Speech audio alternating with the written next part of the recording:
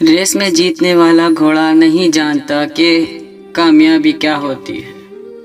وہ دوڑتا ہے تو صرف اپنے مالک سے ملنے والی تکلیف کی وجہ سے۔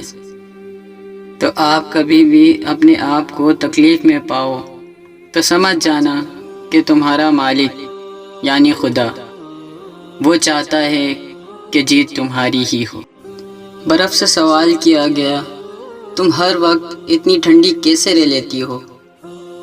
تو برف نے بڑا اچھا جواب دیا، میرا ماضی بھی پانی اور مستقبل بھی پانی، گرمی کس بات کی؟ اسی طرح انسان کا ماضی بھی مٹی ہے اور مستقبل بھی مٹی ہے، تو پھر غرور کس بات کا ہے؟ غور کیا جب زندگی کے فلسفوں پر بات مٹی سے شروع ہو کر مٹی میں جا ملی۔ یہ دنیا مکافات عمل ہے۔ آج تم کسی کی راہ میں پتھر رکھو گے، آنے والا وقت تمہاری راہ میں پہاڑ بن جائے گا۔ مطلبی زمانہ ہے، نفرتوں کا قہر ہے، مطلبی زمانہ ہے، نفرتوں کا قہر ہے، یہ دنیا دکھاتی تو شہد ہے مگر پلاتی زہر ہے۔